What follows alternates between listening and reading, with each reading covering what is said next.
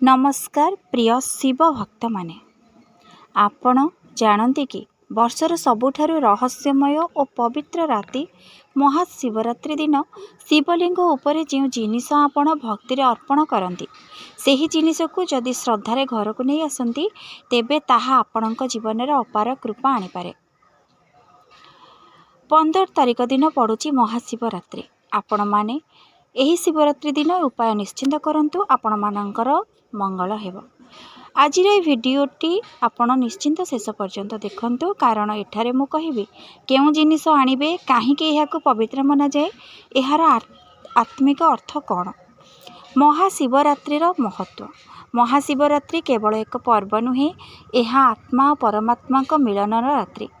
एही दिन देवादिदेव महादेव ध्यान अवस्था थांती, भक्तंकर सत्य भावना को सुनती, छोट भूल को माफ करती।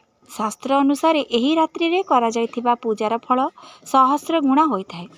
आपण माने निश्चिंत यही रात्रि रे केउ उपाय कले आपण मानकर मंगल हेबो निहाती भिडियोटा को शेष पर्यंत शुणु।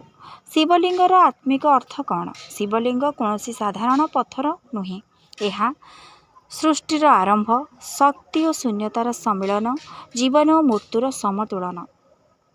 शिवलिंग उपरे जेतेबेले जल क्षीर बेलपत्र अर्पण करा जाए सेतेबेले ताहा केवल द्रव्य नुहे, सेतिरे भक्तंकर श्रद्धा प्रार्थना और आशा मिसी जाए।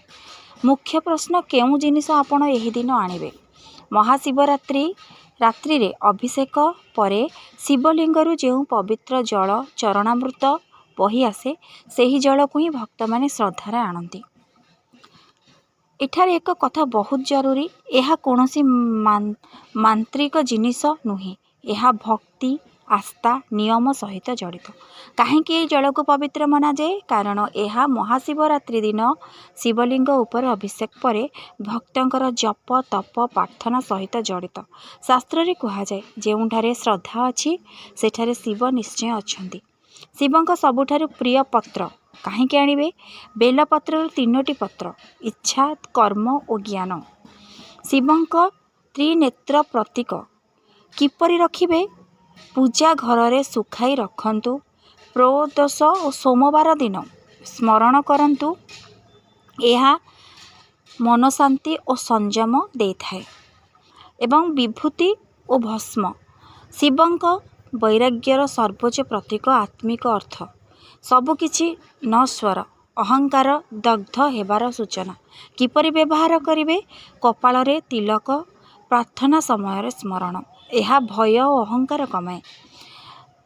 रुद्राक्ष जदि शिवलिंगर अर्पण होइथिबा रुद्राक्ष आपण आनती तेबे बहुत शुभ होइथाय। रुद्राक्ष शिवंक नयन अश्रु लाभ मन को शांत करे। यह को आनिले ध्यान और जपरे साहाय्य।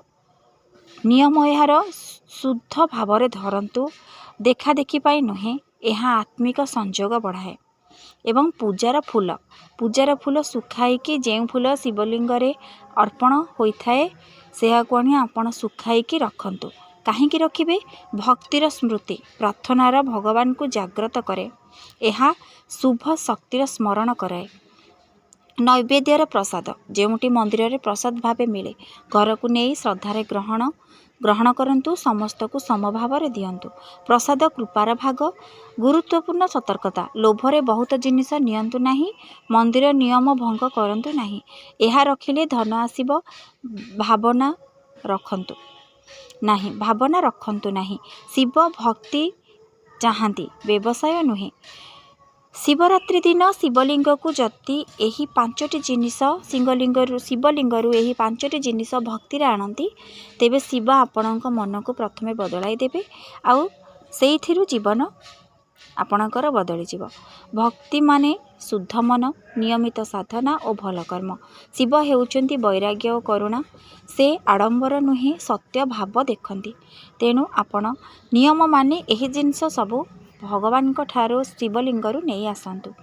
यह रखिले सबू हेब नुहे, नियम छाड़ी फल आशा नुहे, अन्य को देखाइबा पाई नुहे। शिव कहती कर्म कर फल आपे आसीब।